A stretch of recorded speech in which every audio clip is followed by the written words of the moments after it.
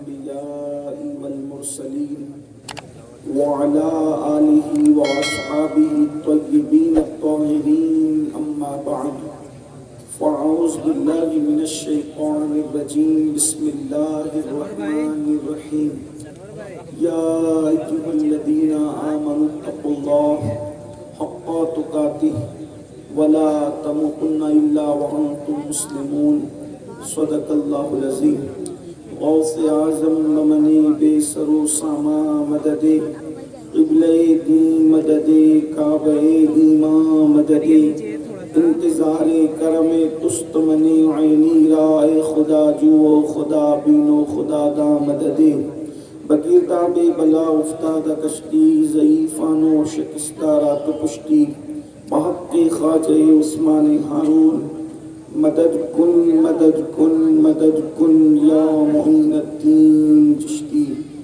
منبر پر جلوگر حضرات علماء ذوی الاحترام، سادات کرام، حاضرین محفل، پردہ نشین ماؤں اور بہنوں، السلام علیکم ورحمۃ اللہ وبرکاتہ۔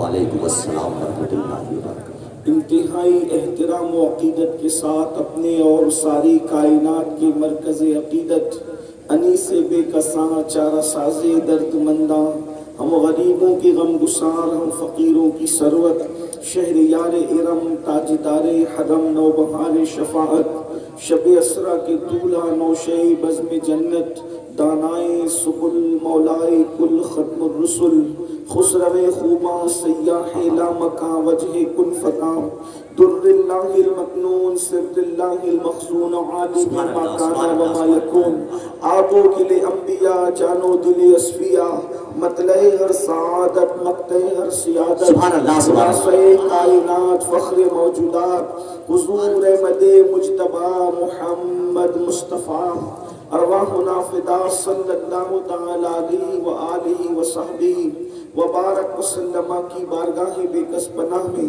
جس طریقے سے پڑھاؤں بلند آواز سے میرے ساتھ مل کر پڑھیں۔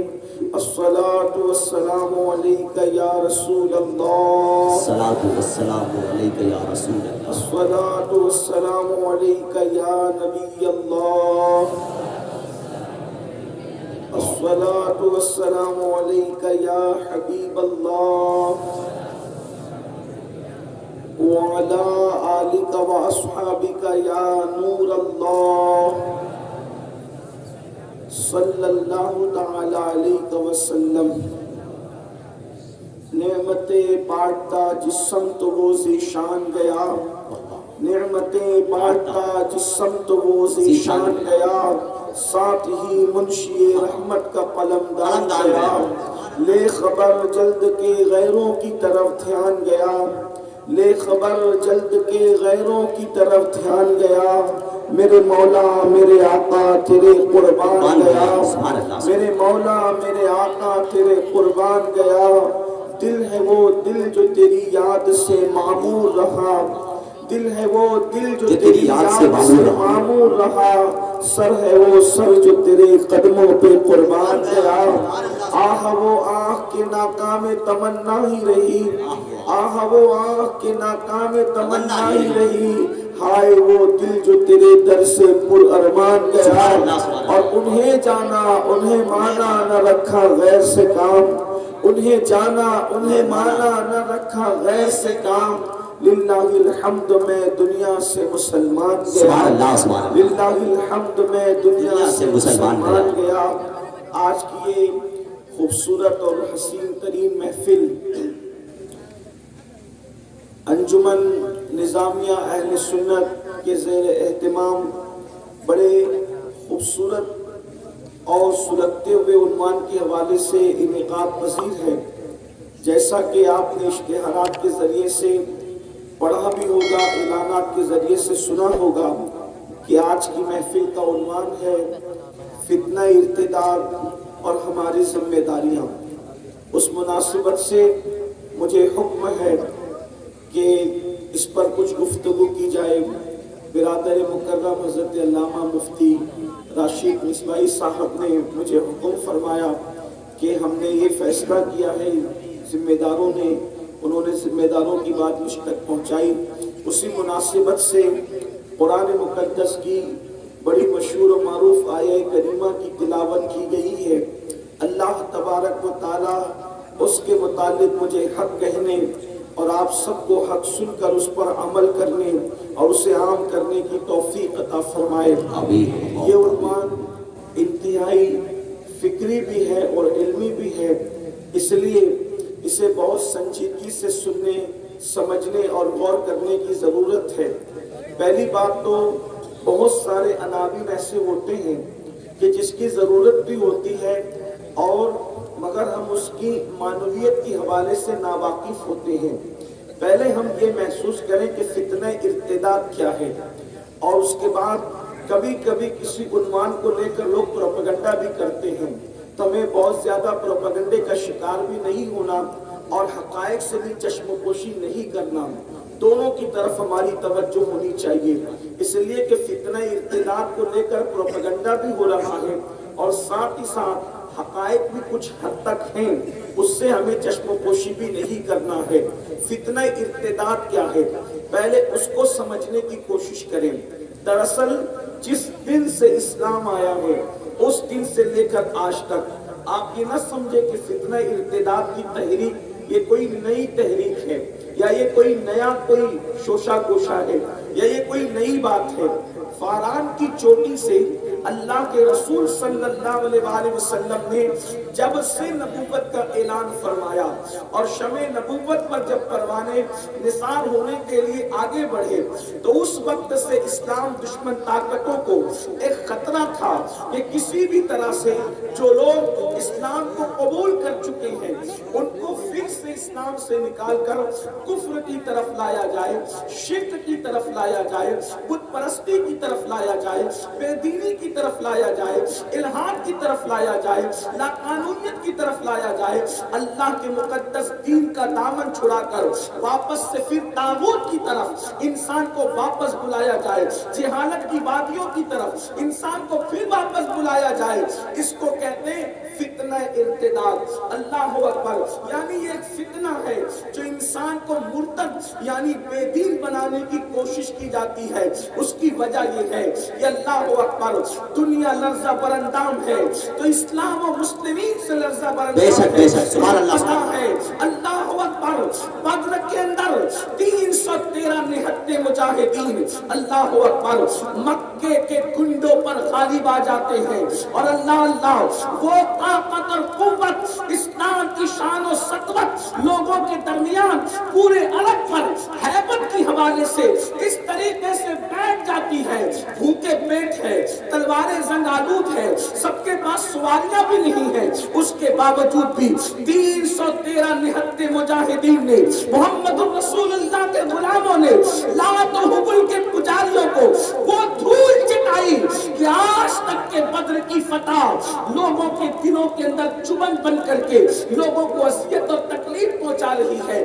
اس کے بعد آپ دیکھیں یہ دین کی برکت ہے کہ عرب کے گوریاں نشین قیصر و کسریٰ کے تاجدار بنے، یہ دین کی برکت ہے کہ عرب کے گوریاں نشینوں نے کبھی یورپ کے کلیساؤں میں اذانیں پڑھی ہے، کبھی افریقہ کے تپتے ہوئے صحراؤں میں اذانیں پڑھی ہے، کبھی بحر ظلمات میں گھوڑے دوڑائے ہیں۔ اس لیے دنیا لرزہ برندام ہے دین سے، اسلام سے، محمد عربی صلی اللہ علیہ وآلہ وسلم کے لائے نظام سے۔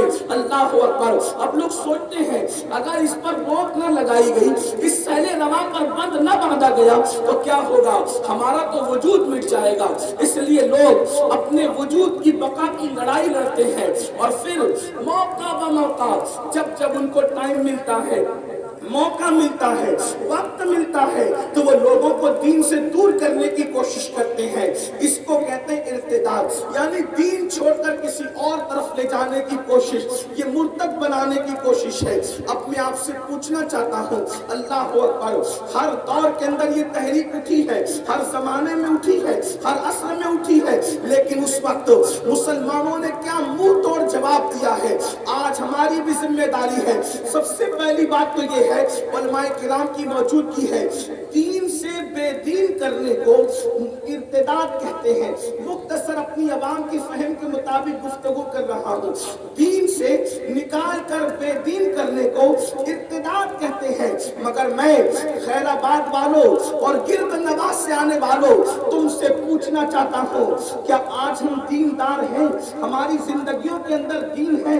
آپ مجھے بتائیں تو صحیح۔ اللہ اکبر، میں یہ نہیں کہہ رہا کہ پوری قوم بے دین ہو گئی ہے، لیکن آپ سے پوچھنا چاہتا ہوں، دین سے نکالنے کو اور دین کے سے نکال کر کہیں اور لے جانے کو، بے دینی کی طرف لے جانے کو ارتداد کہا جا رہا ہے۔ خدا کی عبادت سے ہٹا کر طاغوت کی عبادت کی طرف لے جانے کو ارتداد کہا جاتا ہے۔ لیکن آپ سے پوچھتا ہوں مسلمانوں، آج ہم فتنہ ارتداد کی فکر لے کر بیٹھے ہیں، ہمارے پاس دین کہاں ہے؟ دین کتنا ہے؟ بتاؤ، سچ بتانا، کیا ہمارے گھروں میں دین موجود ہے؟ کیا ہماری مسجدوں کے اندر بھی دین موجود ہے؟ کیا ہمارے مدرسوں میں دین موجود ہے؟ آپ کہیں گے عجیب بات ہے، گھروں میں دین نہیں ہے تو پھر کہاں ہے؟ مسجدوں میں نہیں ہے تو پھر کہاں ہے؟ مدرسوں میں نہیں ہے تو پھر کہاں ہے؟ آپ سے پوچھنا چاہتا ہوں، اپنی طبیعت پر عمل کرنے والوں، مجھے بتاؤ، آج مسلمانوں کی مسجدیں ویران ہے کہ نہیں ہے؟ آج مسلمان قرآن مقدس کو کتنی مرتبہ کھول کر کے پڑھتا ہے؟ قرآن مقدس کی تلاوت کب کرتا ہے؟ آج قرآن مقدس کو کبھی مسجد کے موقع پہ پڑھا جا رہا ہے، کبھی تیجے کے موقع پہ پڑھا جا رہا ہے، کبھی گھروں میں افتتاح کے موقع پہ قرآن پڑھا جا رہا ہے۔ جو قوم قرآن سے اتنی دور ہو چکی ہو، پھر اس قوم کو مرتد بنانا کتنا آسان ہے۔ جو قوم اللہ کے گھر سے دور ہو چکی ہو، اس قوم کو مرتد بنانا کتنا آسان ہے۔ یاد رکھنا، اسلام دشمن طاقتیں اس بات کا انتظار کرتی ہے کہ مسلمان تھوڑا سا دین سے دور ہو جائے، پھر ہم اس کو اپنے جال میں پھانس دیں۔ سب سے بڑی بات یہ ہے، مسلمانوں آج کتنا بڑا المیہ ہے، ہمیں رسول اللہ صلی اللہ علیہ وسلم کے والدین کریمین کا نام تک نہیں پتا، حضور کے دادا کا نام تک نہیں پتا، حضور کی شہزادیوں کا نام تک نہیں پتا، حضور کے شہزادوں کا نام تک نہیں پتا۔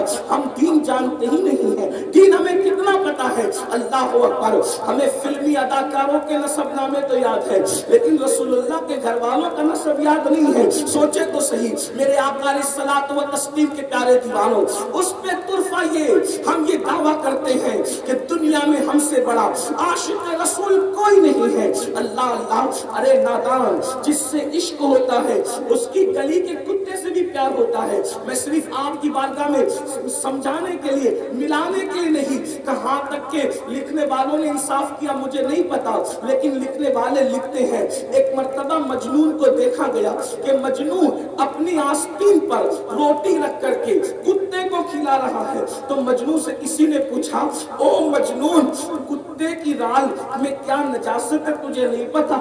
کتے کی رال میں کیا جراثیم ہے تجھے نہیں پتا؟